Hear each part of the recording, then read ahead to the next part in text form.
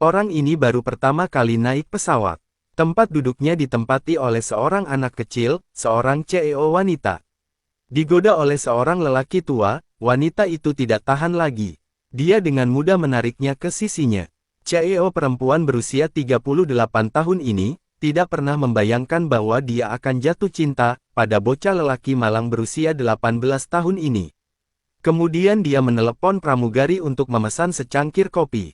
Pria yang duduk di sebelahku bilang dia juga ingin minum. Pramugari mengatakan dia dari kelas ekonomi. Menu kelas 1 tidak dapat digunakan. Hal ini membuat suasana semakin canggung. Sesaat kemudian aliran udara yang kuat datang. Pesawat tiba-tiba bergetar hebat. Wanita karena ketakutan, tanpa sengaja meraih tangannya, tapi suhunya ditransfer ke tangan. Membuat jantung pemuda itu berdebar kencang. Sebentar lagi waktunya dia turun dari pesawat. Bocah itu akhirnya mau tidak mau membuka mulutnya. Sangat menyenangkan hampir pergi ke surga bersamanya. Cara menggoda seperti ini masih terlalu mudah. Pernyataan yang tidak efektif. Setelah dia pergi, bocah itu baru saja mengetahui hal ini. Dia lupa USB komputernya. Dia segera mengejarnya, padahal dia berlari menuju panggilan itu. Tetapi orang-orang di dalam mobil tidak dapat mendengarnya sama sekali. Keduanya tumbuh semakin jauh terpisah. Namun takdir mempertemukan mereka. Dia adalah CEO wanita yang ditakuti semua orang. Karena baginya, fokus hidup adalah pekerjaan. Jadi sering ada orang yang ngobrol. Katanya dia adalah wanita yang sulit dimengerti. Malam ini ketika dia sedang bekerja dia menemukannya lagi. USB miliknya yang berisi data penting telah hilang. Pada saat dia sedang kesal, tiba-tiba saya melihat secari kertas menempel di layar. Ada juga nomor telepon di atas. Dia segera menghubungi nomor itu. Orang yang menjawab telepon adalah pria yang berada di pesawat bersamanya. Setelah mengetahui alamatnya, saya langsung menuju ke sana. Dia berdiri di antara kerumunan orang yang melambai padanya. Lalu membawanya ke bar. Suasana di restoran sangat bising. Menjadikan CEO wanita seperti dirinya sangatlah tidak wajar.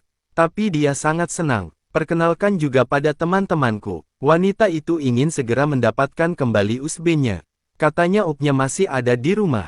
Dia juga menyuruhnya duduk di mobilnya dan pulang untuk mengambilnya. Dia hanya bisa setuju untuk pulang bersamanya. Dia tidak menyangka kendaraannya adalah skuter kecil berwarna merah muda. Kalau ditengok ke belakang, masih terlihat agak sobek. Dia sedikit khawatir mobilnya tidak aman. Dia segera meyakinkannya, teknik mengemudi Anda adalah yang terbaik. Dia ragu-ragu untuk waktu yang lama. Akhirnya memutuskan untuk memakai helm. Tapi ketika dia memakainya, tidak peduli bagaimana dia mengencangkannya, dia tidak bisa mengencangkan talinya. Anak laki-laki itu secara proaktif membantunya. Namun saat ini, tidak ada yang mengenali keduanya. Adegan ini memudahkan orang lain untuk salah paham. Difoto oleh seorang gadis di bar dan diposting online. Dengan sangat cepat anak laki-laki itu membawanya pulang. Ruangan itu mengerikan. Adegan kacau. Dia merangkak ke bawah meja untuk mencari. Akhirnya menemukan USB-nya. Dia hanya mengucapkan 2 kata terima kasih. Lalu dibiarkan seperti itu. Pria itu ingin mengundangnya minum kopi tetapi sangat gugup. Katakanlah kocok 3 kali getar dengan sukses. Padahal dia orang baik, tapi pria muda bukanlah gayaku. Melihat punggung sang dewi berangsur-angsur pergi. Hal ini membuatnya sedikit kecewa. Dini hari berikutnya, wanita itu baru saja kembali ke perusahaan dan melihat mata menatapnya. Kelihatannya berbeda dari biasanya, seolah-olah dia menyembunyikan sesuatu darinya, bahkan lelaki tua yang sedang membersihkan kacamata di sebelahnya, matanya penuh dengan skrotum, hingga gadis di meja depan mengambil foto, dia baru sadar, apa yang terjadi tadi malam, tapi diposting secara online, dan setelah presiden perusahaan mendengar berita tersebut, dia menyemangati dia bahwa sudah waktunya untuk menjalin hubungan. Tapi tidak ada yang tahu itu hanya kesalahpahaman. Dia menceritakan kisah ini kepada sahabatnya. Di luar dugaan, dia mengatakan hal yang sama seperti presiden. Mengapa Anda tidak mencoba membuat janji dan melihat bagaimana kelanjutannya? Kehidupan dan situasi kerjanya yang menyedihkan. Harus berubah. Setelah dia sampai di rumah, dia berpikir lama. Akhirnya mengambil langkah berani ke depan. Keesokan paginya, wanita berkepribadian menjadi favorit setiap pria. Mengenakan pakaian berjiwa muda dan dinamis untuk pergi ke sekolah. Tidak ada yang menyangka bahwa wanita berusia 38 tahun ini, yang memasuki kampus universitas, akan membuat anak laki-laki di sekitarnya kehilangan akal sehatnya. Sebuah langkah maju yang besar, dengan pesonanya yang menawan, menyebabkan orang yang lewat menjadi gila. Tapi anak laki-laki itu tidak pernah melupakannya. Aku tidak percaya Sang Dewi benar-benar akan datang ke rumahku. Dia mengangkat tangannya untuk memberi salam. Beberapa kalimat membuatnya gila. Dia menyarankan ingin berkeliling kampus. Anak laki-laki itu langsung setuju. Orang-orang yang lewat juga dipenuhi dengan tatapan kagum. Atas inisiatifnya, mereka akhirnya tahu nama masing-masing. Mengundangnya ke pameran seni malam ini. Juga bersedia menerima. Ini kencan pertama mereka. Gestur wanita-wanita itu penuh ambiguitas. Dan Johan hadir di acara ini. Dia berperan sangat baik, dia bahkan memperkenalkan rekan-rekannya kepadanya. Perbedaan usia antara dua orang saat mengobrol juga membuat orang lain terlihat aneh.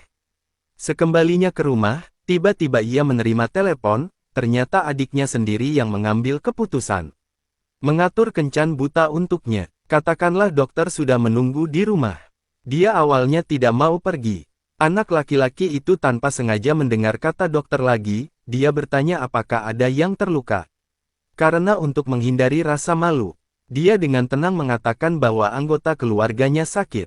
Setelah dia mengetahuinya, dia sangat khawatir dan segera bergegas keluar untuk membantunya menghentikan taksi. Kemudian menarik keluar penumpang yang duduk di dalam mobil, dan jelaskan ada pasien yang perlu ke rumah sakit. Setelah perdebatan sengit, akhirnya mengirim Sang Dewi ke taksi itu. Dan ekspresinya barusan membuatku merasa sangat hangat. Kencan buta yang enggan ini, seperti biasa, hanyalah formalitas. Beberapa hari kemudian, mobil rusak ini pun menjadi saksi kemesraan mereka. Minta dia untuk menghadiri acara berkumpulnya nama-nama besar di dunia fashion. Dia mengingatkannya untuk menjaga ketertiban. Saat ini, dia tiba-tiba terjatuh dan segera berlari untuk membantunya berdiri. Tindakan ini membuat Anna sangat terkejut. Pemuda yang antusias ini juga meninggalkan kesan pada para pemimpinnya. Selama hari-hari keduanya bersama, perasaan di antara mereka akhirnya berangsur-angsur berkembang. Di malam hari, setelah membawanya pulang, dia bermaksud mencoba memegang tangannya, tapi dia menghindarinya. Hal ini membuat suasana menjadi sedikit canggung. Ketika dia pergi, dia mengucapkan selamat malam, tetapi begitu dia selesai mengucapkannya, dia merasa menyesal, mengapa dia tidak lebih proaktif. Dia segera mengetuk pintu. Tanyakan pada Anna, apakah ada orang lain di rumah itu. Ketika dia tahu tidak ada seorang pun di rumah, dia terus mencium bibirnya. Anna tidak berniat mendorongnya menjauh. Adegan ini sepertinya sudah lama mereka tunggu-tunggu. Keesokan paginya, Anna segera mendesaknya untuk segera pergi. Katakanlah adikmu akan segera pulang. Johan segera berpakaian. Tidak dapat menemukan sepatu lainnya. Saya hanya perlu mengikatkan kantong plastik ke kaki saya. Begitu dia turun, Anna tiba-tiba memanggilnya kembali. Ciuman lembut ini langsung membuat Johan girang. Ini juga membantunya memastikan bahwa bagian emosional ini nyata.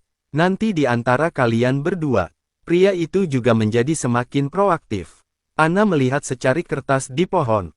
Seiring dengan garis yang digambar di tanah, dia menemukan surat di bawah kursi.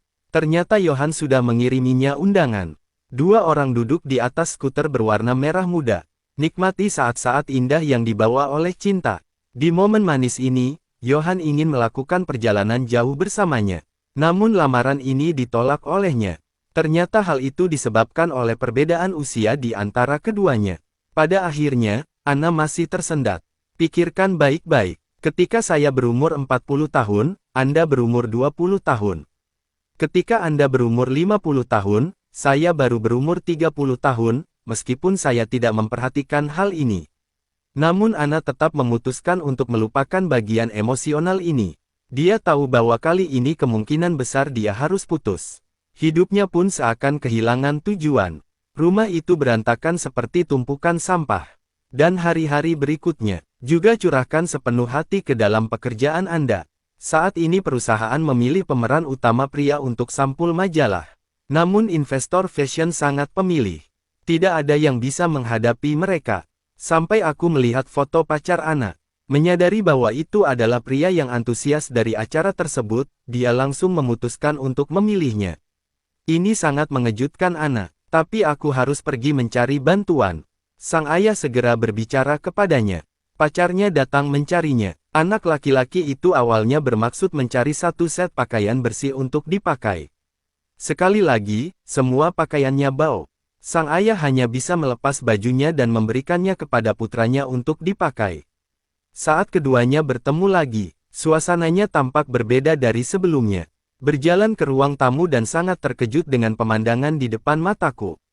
Untung saja ayahnya pintar, berpura-pura mabuk, bahkan melampiaskan segala ketidakpuasannya, dan akhirnya lulus ujian kali ini. Ketika dia mengetahui bahwa Anna ingin mengundangnya menjadi pemeran utama pria di sampul majalah. Hal ini membuatnya sangat bersemangat, dan juga bisa memanfaatkan kesempatan ini untuk mendekatkan hubungan keduanya. Namun sebelum pemotretan, ada kejadian. Rekannya tak sengaja menyebutkan sesuatu dan ternyata diajak foto untuk sampul majalah. Itu bukan niatnya, dia hanya berusaha menyenangkan atasannya, demi kesempatan, untuk dipromosikan. Kejadian ini membuat saya sangat sedih. Meski dimanfaatkan seperti itu, dia tetap membantu Anna, meski dia hanya alat untuk digunakan orang lain. Tapi sudah waktunya untuk mengambil gambar. Karena kondisinya sangat buruk, dikombinasikan dengan pengambilan gambar berulang-ulang, dia tidak tahan lagi. Segera bertengkar dengan sutradara, dan Anna melihat semua ini. Emosi Johan yang sudah lama terpendam akhirnya pecah. Dia segera lari dari tempat ini, tapi Anna tidak mengetahuinya. Kenapa dia begitu marah? Ketika dia menyusulnya, dia bahkan menyuruhnya untuk tidak memperhatikan kata-kata sutradara. Akting tidak sesulit kelihatannya. Tentu saja, aktornya tidak akan sebaik dia. Dia bertindak sangat hebat. Mungkin bahkan akan ada Oscar bagi Anda untuk menemukan saya. Itu karena saya ingin mendapat kesempatan promosi. Dia akan berhasil, mari beri dia tepuk tangan. Selamat. Meskipun dia marah, dia juga tidak mau marah karena hal ini mempengaruhi pekerjaan Anna. Hatiku terasa seperti hancur, dan dia juga banyak menyalahkan dirinya sendiri. Tidak lama kemudian Anna meninggalkan pekerjaannya.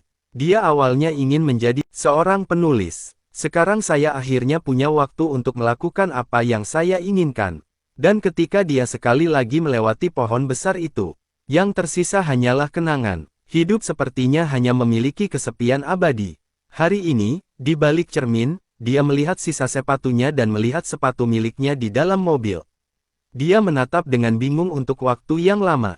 Baru pada saat itulah Anna menyadari bahwa pria itu adalah cinta sejati dalam hidupnya, jadi dia memutuskan untuk mengejar cinta itu. Anna pergi ke sekolah untuk mencarinya, tetapi profesor mengira dia adalah siswa baru, dan menyuruhnya datang untuk memberi kuliah. Para siswa tertegun beberapa saat, semua orang menunggu Anna berbicara, tetapi tanpa diduga mereka menunggu sebuah adegan pengakuan romantis, aku merindukanmu, aku tidak bisa melupakanmu setiap hari aku tidak berakting. Jadi izinkan saya mengajukan pertanyaan setiap kali kita bertemu di masa depan. Lalu apa yang akan terjadi selanjutnya? Tak lama kemudian, cinta mereka menjadi lebih manis dari gula. Itu masih mobil berwarna pink yang familiar. Masih senyum cerah itu, dan buku baru Anna akan segera diterbitkan. Kedua orang itu tampaknya terpaut usia 20 tahun. Akhirnya menemukan kebahagiaanku sendiri.